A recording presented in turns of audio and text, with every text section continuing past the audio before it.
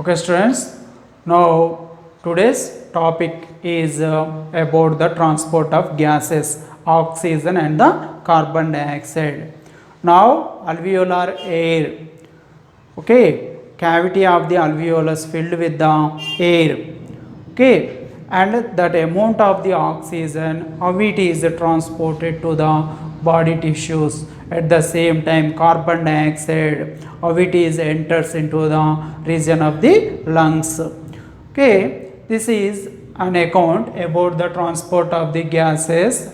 Transport of the gases mainly by the blood. Okay, students. And in this two types of the gases, in this first one is the oxygen, second one is the carbon dioxide. Now transport of oxygen. Transport of oxygen lungs to the tissues. Okay, from the lungs, the cavity of the alveolus filled with the oxygenated air, the oxygen is diffuses into the blood of the pulmonary capillary. From the lungs region, it is transported to the tissues by the two methods. One is plasma and second one is RBC of blood. RBC of blood. Okay, students. In this 100 ml of the oxygenated blood, 100 ml of the oxygenated blood that can deliver 5 ml of the oxygen to the tissues.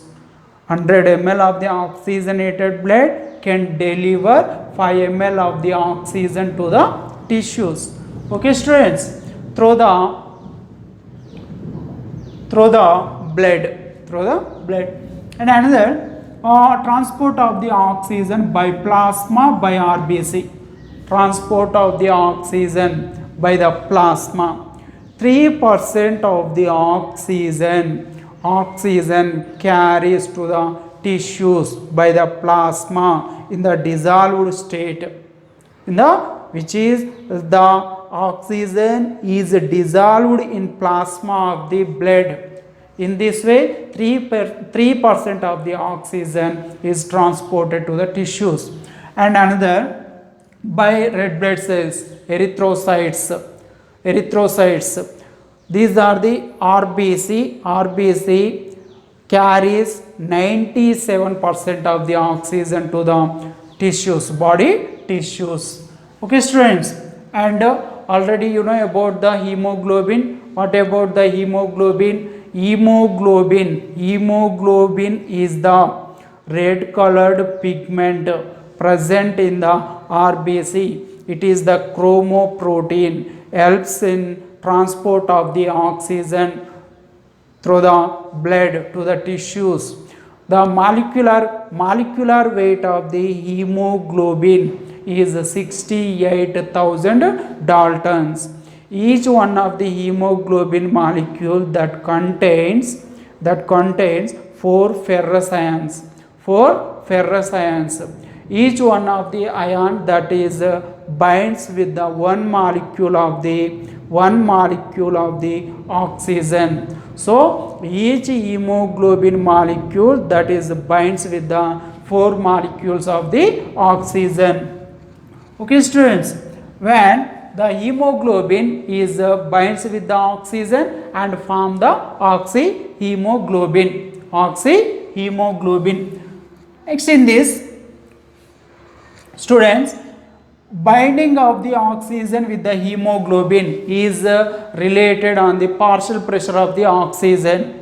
Okay, when partial pressure of the oxygen is high, that is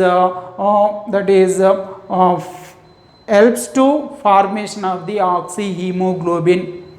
Much amount of the oxygen is binds with the hemoglobin. Okay, students. And another, at the lungs region, partial pressure of the oxygen is high. At the lungs region, partial pressure of the oxygen is high, and oxygen binds with the hemoglobin. Oxygen is binds with the hemoglobin. Students, and this one is the hemoglobin is purplish bluish red in color. When it is binds with the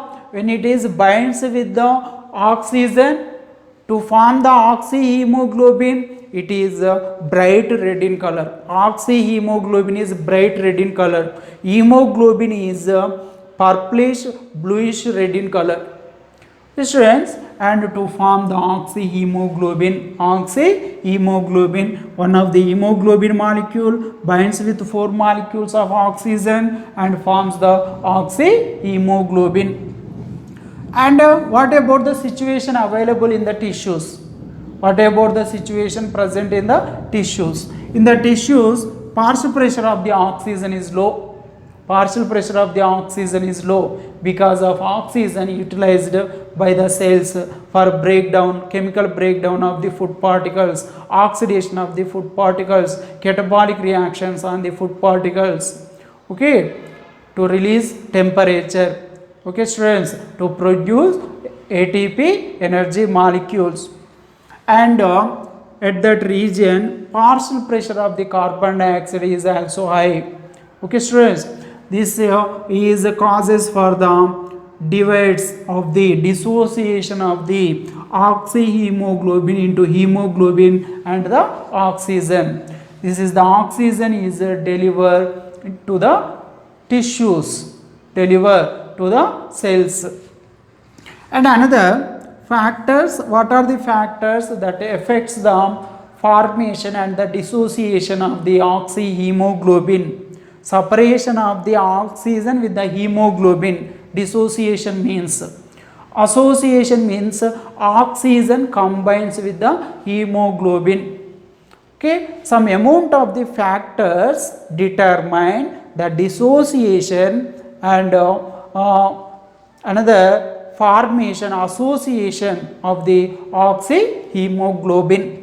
Okay, which are the factors? Partial pressure of the carbon dioxide, hydrogen ions, presentation of the hydrogen ions. It also termed with concentration of the pH. High pH, that means decreases the level of the hydrogen ions. Okay, low pH, that means increases the hydrogen ions. And temperature is also one of the factor. Okay, next oxyhemoglobin dissociation curve. Students, it is a very important oxyhemoglobin dissociation curve. It is the oxyhemoglobin dissociation curve. This is the relationship between the partial pressure of the oxygen and amount of the oxyhemoglobin is formed. Oxyhemoglobin is formed, and at the same time dissociated has been studied under the different types of the conditions.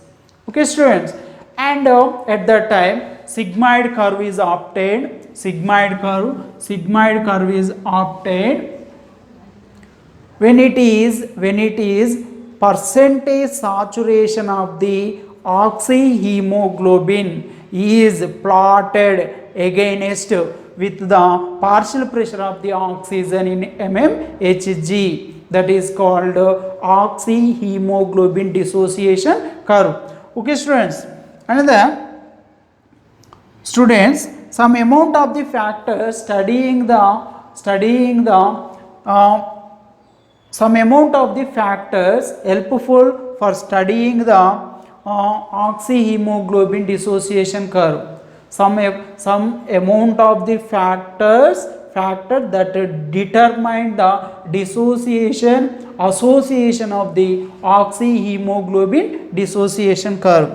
Okay student, it is useful amount of the studying on the different types of the factors, effect of the factors on the oxyhemoglobin dissociation curve. What are the factors?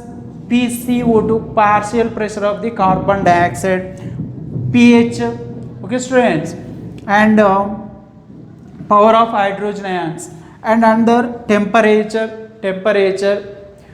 How these are the factors affect the formation and the dissociation of the oxyhemoglobin. This is also studied by the oxyhemoglobin dissociation curve.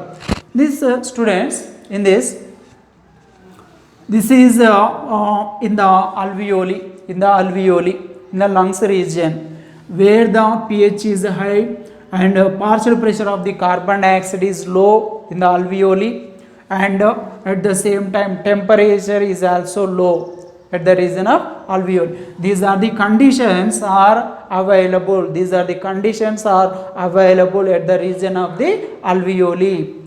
This is a favor for the association of the oxyhemoglobin, and at the same time curve is shifted to the left one. Curve is shifted to the left side. And another, if you observe at the region of the body tissues, at the region of the body tissues,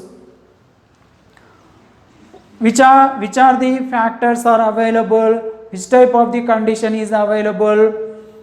pH is low, and temperature is high at the body tissues. Temperature is high, and at the same time carbon dioxide is high.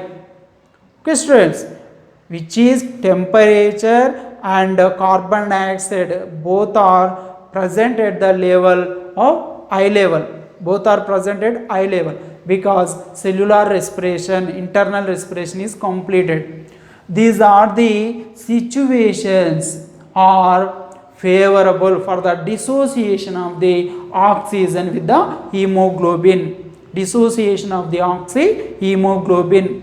Okay students, another, in this at the same time curve is shifted to the right side. Curve is shifted to the right side. Okay students, this is about the oxyhemoglobin dissociation curve, very important. And another one, Bohr effect. What about the Bohr effect? This is the effect of the carbon dioxide and the pH on the affinity of oxygen with the hemoglobin, that is called Bohr effect. Students, in this carbon dioxide is increases at the level of the body tissues, and in the blood it is causes for decreasing the pH. At the same time this leads to the dissociation of the oxygen from the hemoglobin.